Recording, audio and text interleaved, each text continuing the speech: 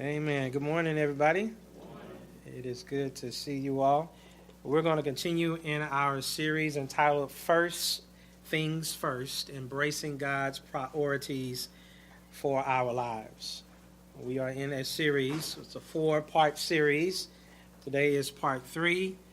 I want to invite you to turn with me to Matthew chapter 20. If you have a copy of God's Word, Matthew chapter 20. Whether that's a physical copy or on your tablet or smartphone, join me in Matthew chapter 20, and I'll be reading in your hearing verses 20 through 28. 20 through 28 from the Christian Standard Version of the Bible this morning. Matthew chapter 28 is the first gospel, the first book of the New Testament. Verses 20 through 28.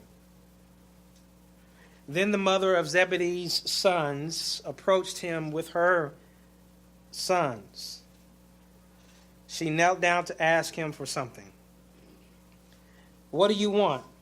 he asked her.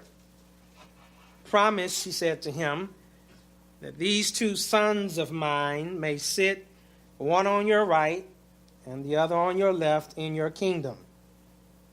Jesus answered, "You don't know what you are asking. Are you able to drink the cup that I am about to drink?" "We are able," they said to him. He told them, "You will indeed drink my cup, but to sit at my right and left is not mine to give. Instead, it is for those for whom it has been prepared by my Father." When the 10 disciples heard this, they became indignant with the 2 brothers. Jesus called them over and said, "You know that the rulers of the Gentiles lord it over them, and those in high positions act as tyrants over them. It must not be like that among you. On the contrary, whoever wants to become great among you must be your servant, and whoever wants to be first among you must be your slave, just as the Son of Man did not come to be served, but to serve and to give his life as a ransom for many." This is God's word to us. I want to entitle today's sermon, "I Want to Be Great." I want to be great. I love watching sports pundits on television. They are passionate about the sport of whatever it may be, football, but in this case, basketball. I love watching 2 particular people on television by the name of Stephen A. Smith and Skip Bayless. I don't know if you know these 2 individuals, but you tune in to ESPN, First Take, or whatever the case might be, you will soon see them on television. They come on to their show, and they have heated debates about various things in relationship to sports in general, but oftentimes it would be basketball in particular. This one occasion, some years ago, they started to have a heated discussion and debate over who was to be considered the greatest, or you could say one of the greatest basketball players of all time. Was it Michael Jordan or Kobe Bryant? They went back and forth in relationship to this. Some years go by, and Skip Bayless and Stephen A. Smith are back at the table. But this time, another name is thrown into the mix. Wow. Come on, Doc. Now it wasn't simply Kobe Bryant and Michael Jordan. Now they had to entertain the thought of LeBron James being considered to be one of the greatest, if not the greatest basketball player of all time. Zion Williamson, who is a 6'7" 290-pound forward for the Duke Blue Devils, is the newest phenom to capture the sports world. He is garnering all types of attention and is expected to declare for the NBA draft this upcoming season, and is expected, obviously, if not to be number one, he will definitely be in the top 5 of basketball players to be drafted. He is doing things with the basketball and his size, and he is reminiscent, as many says, of a LeBron James when he was an up-and-coming basketball star. If he continues on this trajectory that he is on into the league without being prone or subjected to injuries, he will more than likely have his name thrown into this mix about who is the greatest basketball player of all times, if not just one of the greatest of all times. The internet was set ablaze. It's been set ablaze here recently because you have some people now who are talking about them being the greatest R&B artists of all time. Most recently, he has made his rounds on TMZ and the like. You have other individuals who are claiming to have the greatest comeback in hip-hop history. Right. We are preoccupied with greatness. Yeah. Come on, Doc. It may not necessarily be on that grand of a scale, but if in our quiet moments we are honest with ourselves, we too can be preoccupied with greatness. Come on, Doc.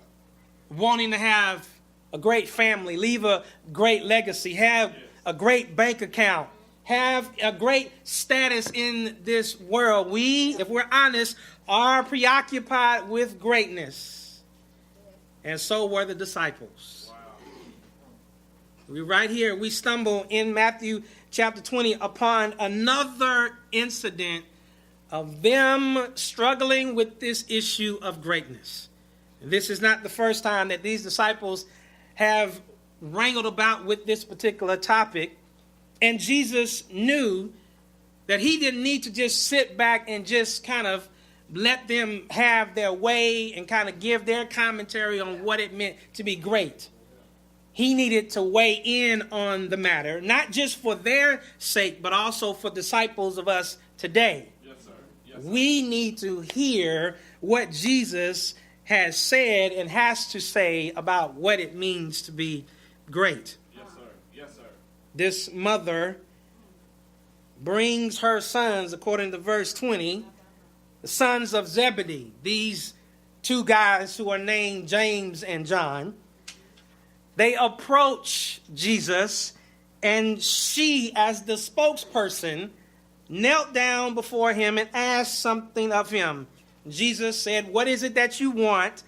And she proceeds to tell Jesus, "Promise me, Jesus, that these two sons of mine may sit, one on your right and the other on your left in your kingdom."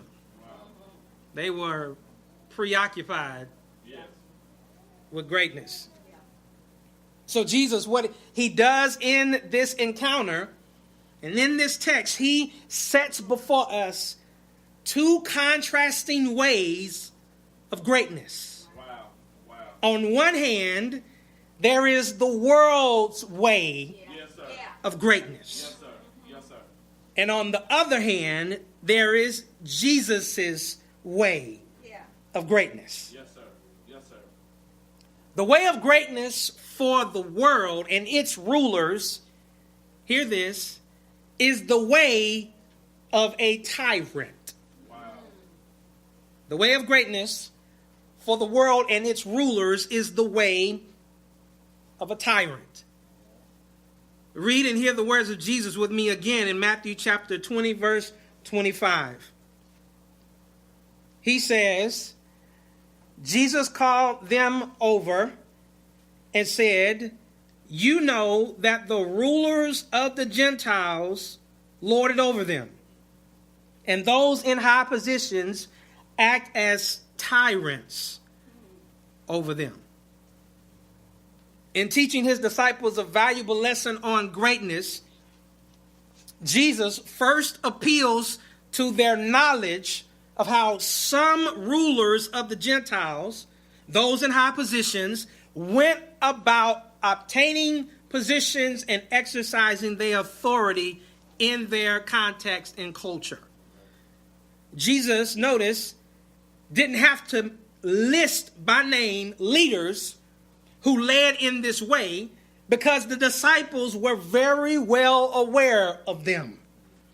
They knew about the rulers of their day who were often dictatorial in their exercise of authority. They were acquainted with a man by the name of Tiberius, the Roman emperor during Jesus' life, his public ministry, and during his death and resurrection from the dead. They knew about the Roman emperor. It would be like them saying they knew about the president.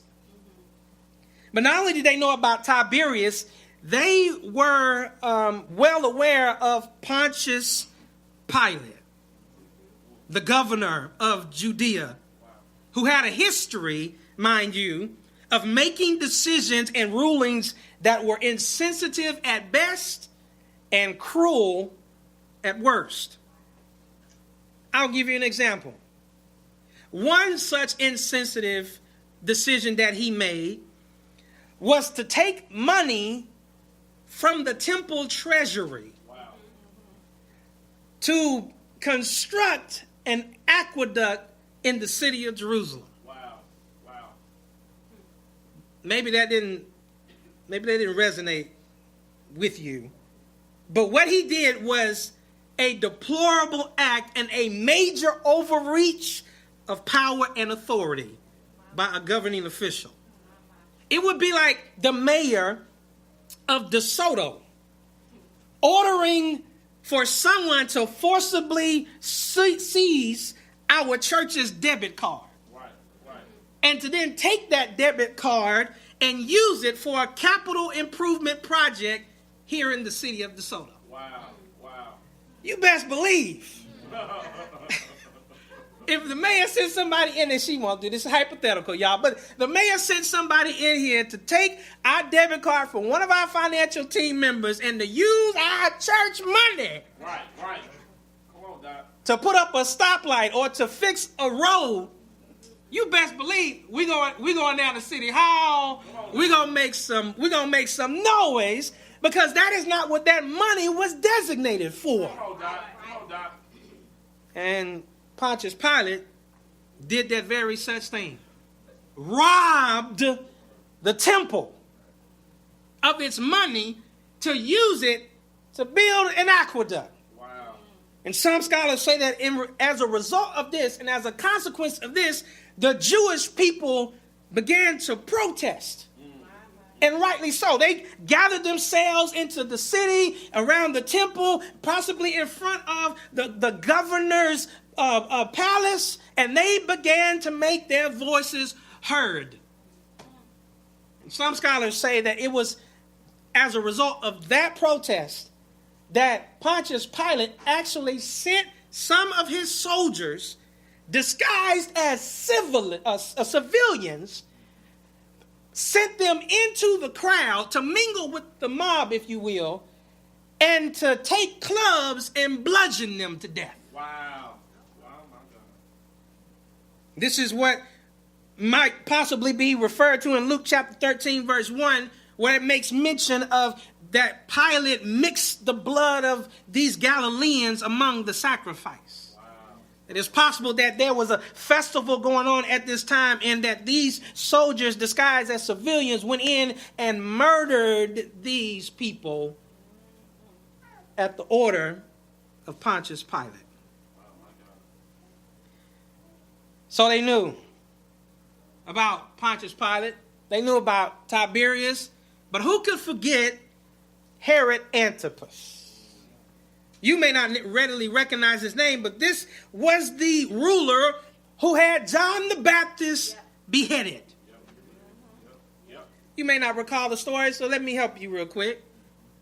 John the Baptist has been speaking truth to power. And he had actually confronted Herod Antipas about being married to his brother's wife, Herodias. Wow. And as a result of that, Herodias, his wife, his illegitimate wife, started to feel some type of way about John the Baptist speaking on their marriage and the illegitimacy of it in the eyes of God. She started speaking on it, but she knew that her husband, Herod, felt somewhat of respect for John the Baptist. He didn't necessarily like him, but he was afraid to do anything to him because of his popularity with the people. And he was quite honestly just kind of starstruck a little bit. Not starstruck, but just enamored with the fact of what John the Baptist was communicating and talking about in relationship to Jesus. Yeah. But he wouldn't touch him. He wouldn't do him any harm, and his wife knew that. So, one day, Herod decides to throw a shindig. He decides to throw a party.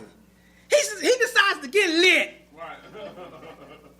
He invites his noblemen, his military commanders into his palace, into this hall and this banquet hall, and they just have, they get drunk, they are drinking, they are partying, having a good time, and they wanted some adult entertainment. So they send for Herodias' daughter. Herod sends for his wife's daughter to come in and entertain his guest and himself with suggestive, explicit type of dancing. Herod is sinfully, wickedly pleased by this, and tells Herodias' daughter, I'll give whatever you want, I'll give it to you. Half of my kingdom. Wow. Because she was just so sensual in the way she did it, and so he was full of lust and debauchery and sensuality, and he just made a foolish vow over some wine and some liquor and some food, and decided that to tell this girl that I'll give you whatever you want. And so Herodias' daughter runs out of the banquet hall, goes to her mother, and says, this is what Herod has told me. He has made a vow in front of his guest to give me whatever I want. Mama, what you think I should ask him for? Herodias, with her vindictive, evil self, said, I want you to ask for John the Baptist's head on a platter. She comes back in, she gives her request to Herod, and Herod, being conflicted, but nevertheless he tries to save face, sends an executioner straight to the prison, beheads John the Baptist, and literally puts it on a silver platter, marches it back into the banquet hall, and presents it to her. And she takes it back to her mother. Wow. Peace, Pastor. So, they knew about these types of tyrannical leaders. And Jesus sets them up and says, you know that these rulers of the Gentiles lord it over them, and those in high positions act as tyrants over them. But that's not just true for them in those days. We too know about tyrannical leaders. You know, wicked, internationally known regime rulers. Twisted government leaders. Manipulative supervisors. And brutal managers who use and abuse their authority over people ultimately for their own self-serving purposes.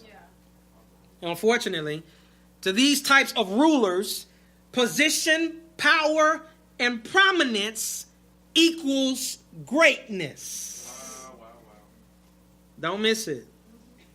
To these types of rulers and to rulers even in our day, position, power, and prominence equals greatness. And they would employ whatever means necessary to obtain and retain this status for themselves, even if it meant using, abusing, or ignoring people. Wow. I don't think it's a stretch to say that when Jesus made his statement in verse 25, the 12 disciples probably thought about Pilate or one of the other tyrannical rulers whom they were not fond of. No one in their right mind really likes a ruler or a leader who is obsessed with his own status and seeks to become great at the expense of others. Yeah. But oh, how easy it is for us to become in practice what we despise in theory. Wait a minute, Pastor Ed. Are you saying that James and John's desire to be seated on Jesus' left and right in his kingdom was about a power grab? It was about them grasping for power just like the rulers of the Gentiles. That is exactly what I'm saying. But I can hear you. But it was their mother, Pastor, that came with the request. Right. That's partially correct. Some commentators suggest that James and John came up with this whole idea and colluded with their mother, who agreed to approach Jesus with such a request on their behalf. Yep. Whether that is true or not is up for debate. But what can be clearly seen in this text is that James and John, without a doubt, desire to acquire such prominent positions in Jesus' kingdom. Yes. Let me present you with the first piece of evidence. The first piece of evidence that I want to show you in the text that proves this to be true is Jesus' shift from addressing their mother to addressing them. Yeah. Look at the text with me. What do you want? Verse 21, he asked of her. Promise, she said to him, that these two sons of mine may sit, one on your right and the other on your left, in your kingdom. Verse 22, Jesus answered, you. Stop.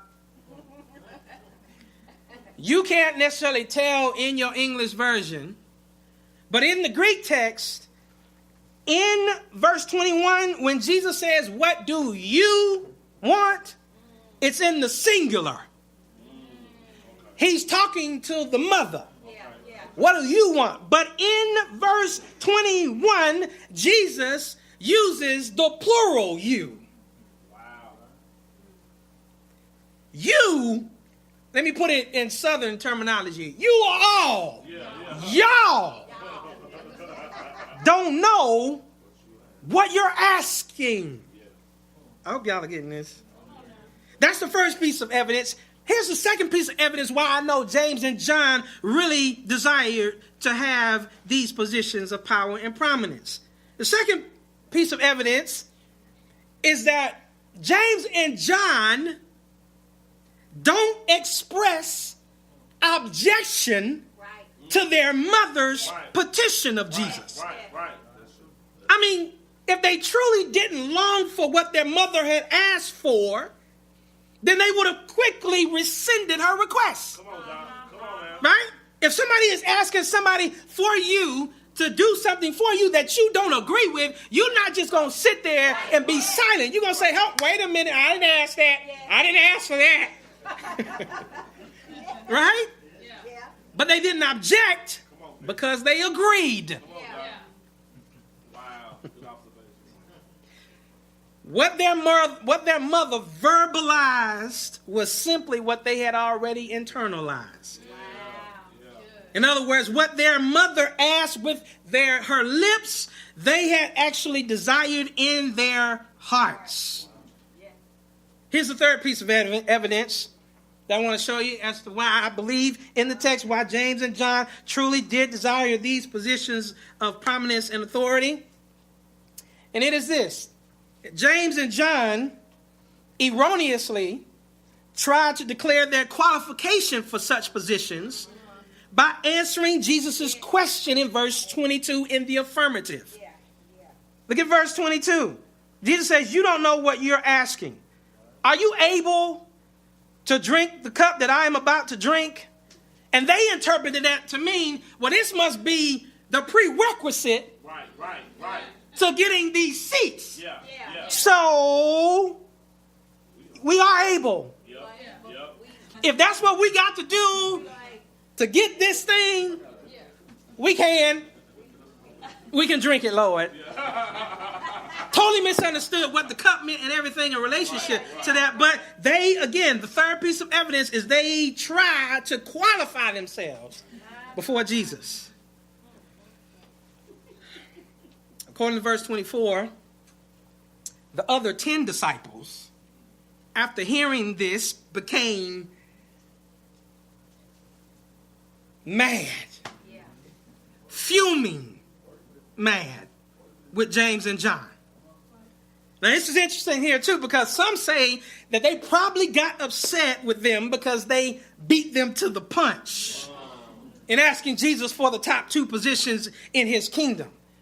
Again, whether that is true or not, the point is that Jesus knew they all had the potential, all 12 of them, had the potential to become like the rulers of the Gentiles. Wow. They all have the potential to grasp after greatness through position, power, and prominence.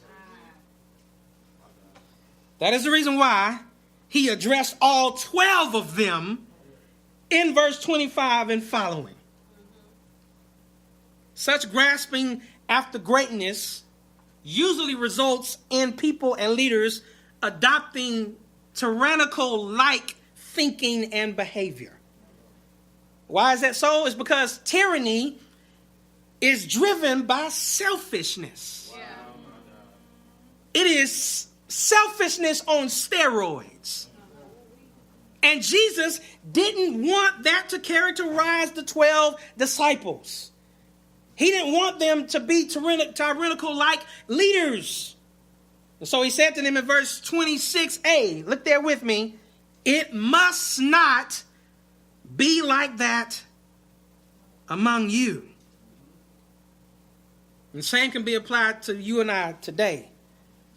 What God holds forth as a negative example for church leaders to avoid, he also holds forth as negative examples for church members to avoid as well.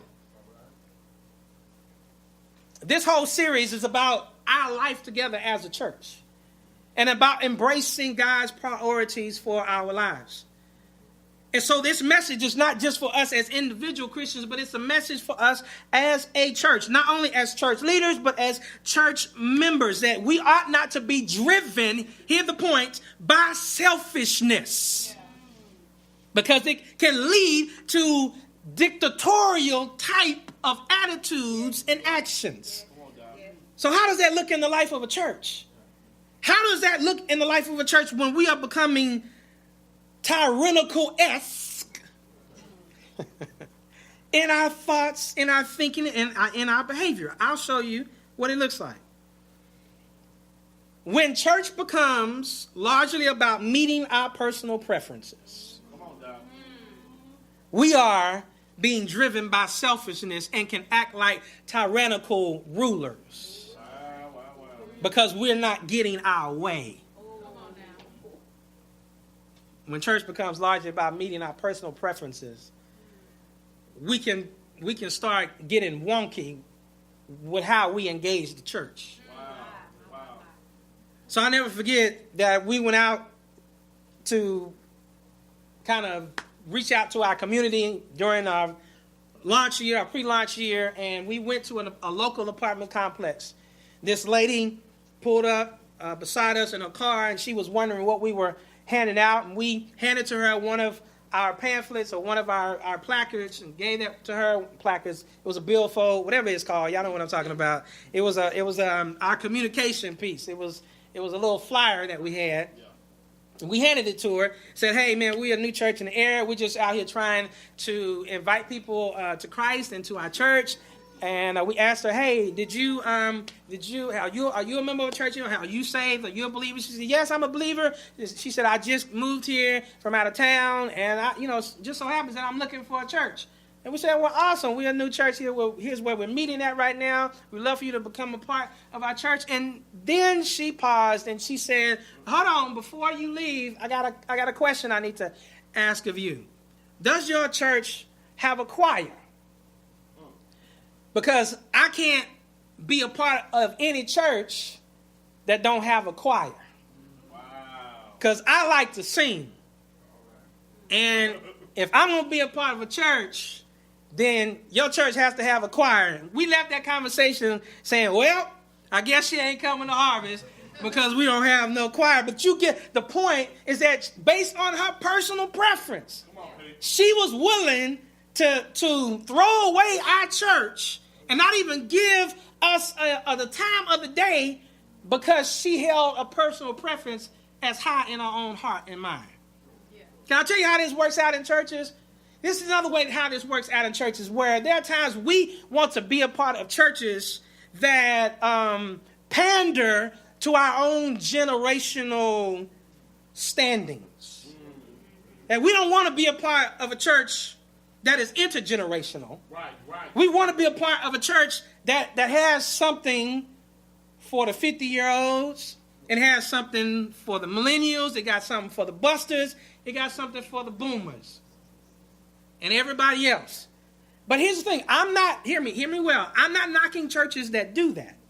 But oftentimes, when we do that, in some cases, unintentionally, we are playing into people's preferences.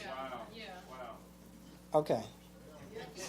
That you have some people who will choose to not be in a church because they don't do things according to my generation's preferences. Right. And this is why, as a church, we are committed. Let me put a pin here to say we are committed to intergenerational life as a church. Amen. Because you really don't grow like you possibly could grow when all you're doing is hanging around people who look like you, who act like you, and who like the same things as you. Come on, Doc. Keep it real, please. That's why some of y'all may be miserable now in a relationship, because y'all too much alike.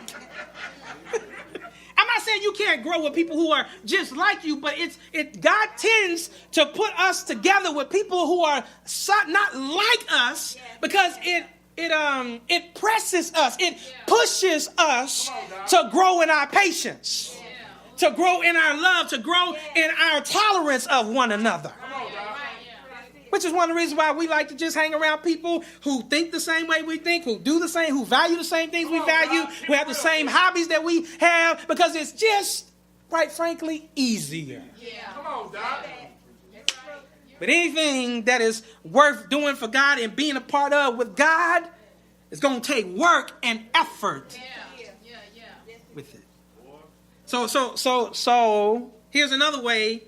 Let me move on. Here's another way in which we are driven to selfishness in the church, is when we join a church or focus on coming to church solely for what we can receive. Don't miss it.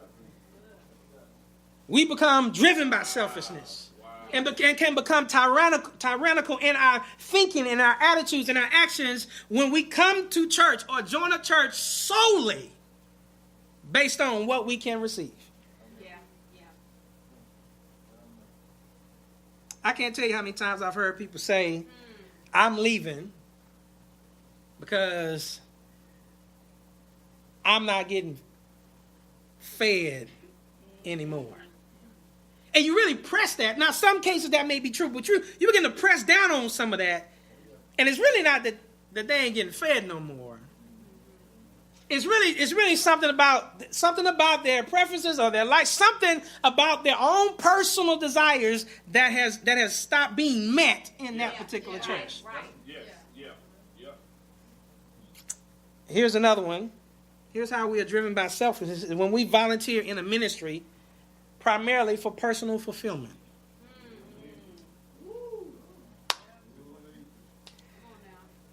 You can tell when we do that, because ministry is not clean. Ministry is not always convenient. Right. Ministry sometimes calls for suffering and sacrifice.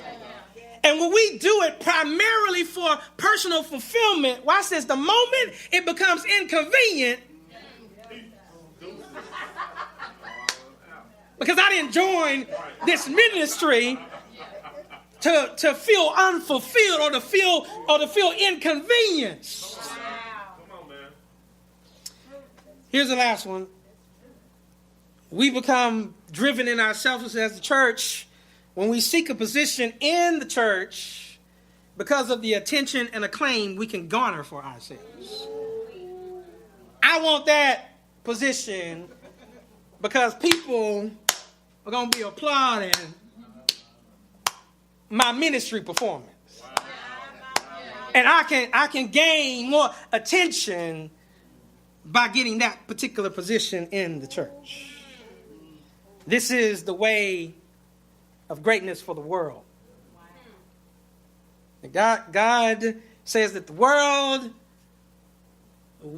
way of greatness is the way of a tyrant. It is driven by selfishness. But then Jesus says, that's the way of greatness for the world. But let me throw in the way of greatness for me and my followers. Says, you want to know the way of greatness, Harvest Fellowship and guests? You want to know the way of greatness, young person, young Christian, millennial Christian? You want to know the way of greatness that I have set out for you as my follower? It's not the way of a tyrant. It's real simple. It's the way of a servant. He says right there, he says, verse 26, it must not be like that among you. On the contrary. You see the contrast? Whoever wants to be or become great among you must be your servant. Wow. And whoever wants to be first among you must be your slave. Wait a minute. Servant, slave, like assistant. I have to become an assistant. I got to become a helper. Come on, Doc. Come on, man. Like I have to become a slave. Like I have to willingly put myself like into service for somebody else's benefit. That's not what the world says. The world says to be great, you're the one that has your name in lights. You're the one that got the entourage. You're the one. They got folk clamoring behind you. You're the one everybody want to take a selfie with. You're the one everybody want to take an Instagram video of. You're the one. You ain't in the background somewhere, fetching the water. No, Jesus. And Jesus says, absolutely. And in my kingdom, you are a servant. If you want to be great, then you need to serve. You gotta get the context of this, because this was a revolutionary statement that Jesus is making here. To be a servant or a slave was not looked upon favorably in the first century. It was deplorable to them. But watch this. But what is considered to be a vice by the world is a virtue from God's perspective. God grades for greatness among his people according to a different scale than the world. And this scale is called service. God's way to ascend to greatness is to descend in service. It's the way up is down. This turns things, doesn't it's like turns things upside down. That this statement right is rocking the apple cart of the world. Jesus is saying, no, it ain't. No, it's not. Not my way. But what he's actually doing is he's not only turning things upside down, he's turning it really right side up. Yes, he is. Yes, he is. That he's saying that God, I have the right perspective on this thing. My way is the right way and the only way, that the way up is down. If you want to become great, then serve. And I love it. I love it because Jesus levels the playing field. Greatness is not about accolades. It's not about achievements. It's not about possessions. It's not about how many people you have on Instagram who are following you. It's not how many Twitter followers you have. It's not how many Facebook friends you have. Jesus says everybody can be great because everybody can serve. Everybody can be great in God's eyes because everybody in his kingdom, every one of his children can serve. Jesus says, you want to be first? You must be your slave. You must be the slave. So before Jesus, he holds up a negative example and says, this is the thing that you need to avoid. But he turns around in verse 26 to give us the positive example for us to embrace. And that example is himself. Don't miss it. Verse 28 says, just as the Son of Man did not come to be served, but to serve. Listen, I heard somebody say, if serving is beneath you, then leadership is beyond you. And I would venture to say that if serving is beneath you, then in some sense following Jesus is beyond you. My Lord. Because to serve is to follow Jesus. And if you and I are not serving, we are not walking in the way of Jesus. Paul says this way about Jesus. He says, have this mind among yourselves, which is yours in Christ Jesus, who though he was in the form of God, did not count equality with God a thing to be grasped, but emptied himself by taking the form of a servant, being born in the likeness of men, and being found in human form, he humbled himself by becoming obedient to the point of death, even death on a cross. Therefore, God has highly exalted him and bestowed on him the name that is above every name, so that at the name of Jesus, every knee should bow in heaven and on earth and under the earth, and every tongue confess that Jesus Christ is Lord, to the glory of God the Father. As a church, our aim is not to be great. Our aim is to serve, and God will make us great for his glory.